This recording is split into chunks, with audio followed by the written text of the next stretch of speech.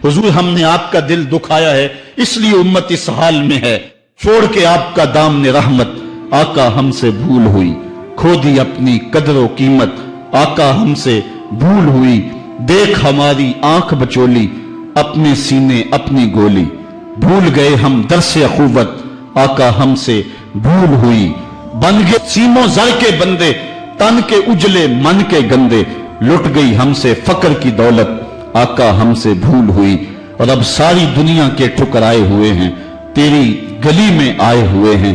खोल दे अपना बाब रहमत, आका हमसे भूल हुई। मुझे बचपन की यादें ताजा हो रही हैं और अब्बास मिर्जा के वो अशार मेरे कानों में गूंज रहे हैं।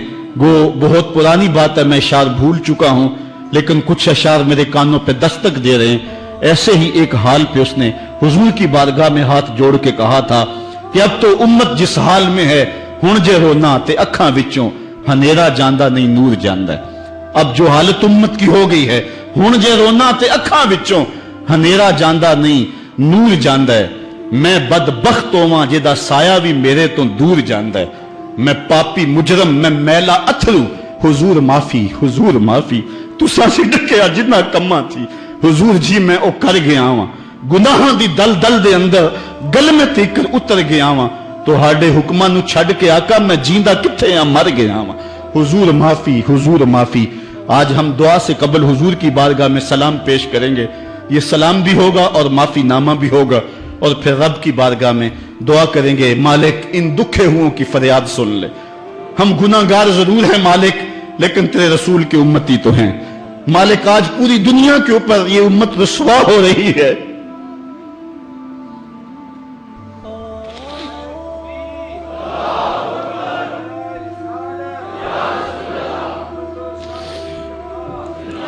तुझसे फरियाद है ए गुंबद खजरा वाले, काबे वालों को सताते हैं कलीसा वाले।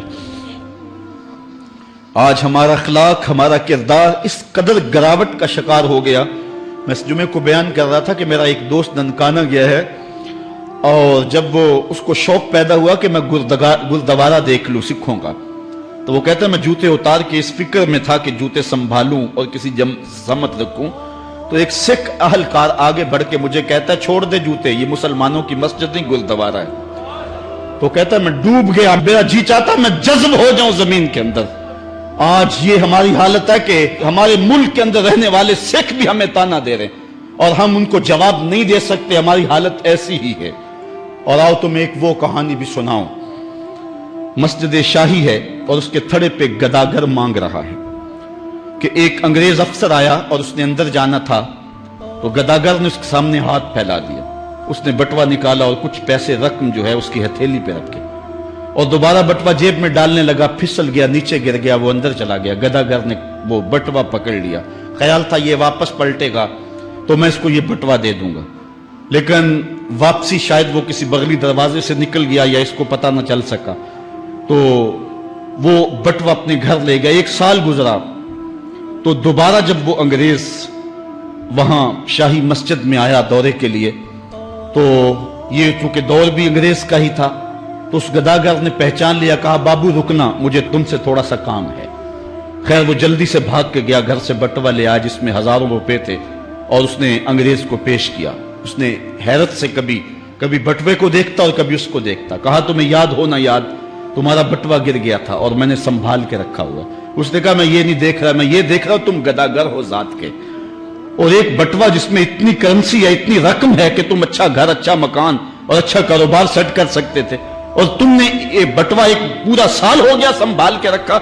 उसने कहा बाबू मकान और कारोबार की कहानी नहीं, जो कहानी है वो गैरत और इज्जत की है। उसने कहा क्या कहानी है? उसने कहा तू ईसाई है और मैं नौकर हूं रसूलुल्लाह का, और कल कयामत के दिन अगर तेरे नबी ने मेरे नबी से कह दिया कि मेरे उम्मती का बटवा गिरा था और तेरे उम्मती ने उठा लिया, तो फिर मेरा नबी तो शर्मसार होगा। मैं गदागर जरूर हूं, बेगैरत नहीं हूं। उस दौर के गदागारों की कहानी ये आपको सुना रहा हूं, और अगर आज के शाहों की कहानी छेड़ूं, आज के वजीरों की कहानी छेड़ूं, आज के मशीरों की कहानी छेड़ूं और आज के अहले सरवत की कहानी छेड़ूं, तो शर्म से सर झुक जाएं। एक वो दौर था, ये दौरे गुलामी की कहानी तुम्हें सुना रहा हूं मैं, तुम्हें उमर बिन अब्दुल अजीज के दौर की कहानी नहीं सुनाई है। میں تمہیں عمر کے دور کی کہانی نہیں سنائی ہے، حضرت ابو بکر کے دور کی کہانی نہیں سنائی، میں تمہیں محمد عربی کے مدینے کی کہانی نہیں سنائی.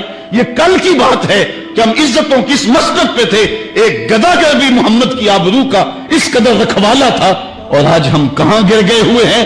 ذرا اپنے اندر اتر کے دیکھیں. ہن جے رونا تے اکھاں وچوں ہنیرا جاندہ نہیں نور جاندہ ہے. میں او بدبختاں جیدہ سایہ بھی میتھوں دور جاندہ ہے. میں میلا اتھرو، میں پاپی مجرم، حضور معافی حضور معافی. تساں سی ڈکیا جنہ کماں تھی، حضور جی میں او کر گیا ہاں. تو ہاڈے حکماں نو چھڈ کے آقا میں جیندہ کتھے ہاں مر گیا ہاں. گناہاں دی دل دل دے اندر گل میں تیکر اتر گیا ہاں. حضور معافی حضور معافی. ہم نے اللہ کے رسول سے بھی معافی مانگنی ہے اور ہم نے اللہ سے بھی معافی مانگنی ہے. چاند کی گردش سے اور اس کی منازل سے حضرت انسان کو کچھ سمجھایا جا رہا ہے کہ جب تو پیدا ہوا تھا تو چاند کی طرح سارا زمانہ تیرا منہ دیکھنے آیا تھا. تو بھی اس وقت لوگوں کی توجہ کا مرکز بن گیا تھا اور پھر منازل طے کرتا رہا. اور جوانی کی دہلیز پہ جب تم نے قدم رکھا اور تو بدر تمام ہوا، جب شباب کی بجلیاں تیری آنکھوں سے ٹپکنے لگی، تو پھر تیری نظر کا خمار بھی کئیوں کے دل لوٹتا تھا، کئیوں کی نیندیں اچاٹ کر دیتا تھا. جس طرح چاند جب جوبن پہ ہو تو چکور کا دل لرزتا ہے اور سمندر میں جوار بھاٹا پیدا ہو جاتا ہے، لہریں اٹھتی ہیں، طوفان پیدا ہوتے ہیں. تو جب بندہ بھی جوانی کی دہلیز پہ ہوتا ہے تو وہ بھی طوفان اٹھاتا ہے، دلوں میں جوار بھاٹے پیدا ہوتے ہیں. تو وہ لمحے بھی آئے کہ تو نے دلوں کی بستیاں اور دلوں کی دنیا پر ہلچل پیدا کر کے رکھ دی. تیرا شباب لوگوں کی زندگیوں کے اندر گھلتا رہا اور کتنوں کی نیندیں اچاٹ ہوتی رہیں. تیری زلف کے شکن کتنوں کا قرار لوٹ کے لے گئے. لیکن پھر وہ لمحہ بھی آیا، حتی آدھا کل ارجون القدیم. پھر بوڑھا ہو گیا، پھر تجھے کوئی دیکھنے بھی نہیں آتا، کوئی تجھ سے اداس بھی نہیں ہوتا، بچے بھی کترا کے گزر جاتے ہیں.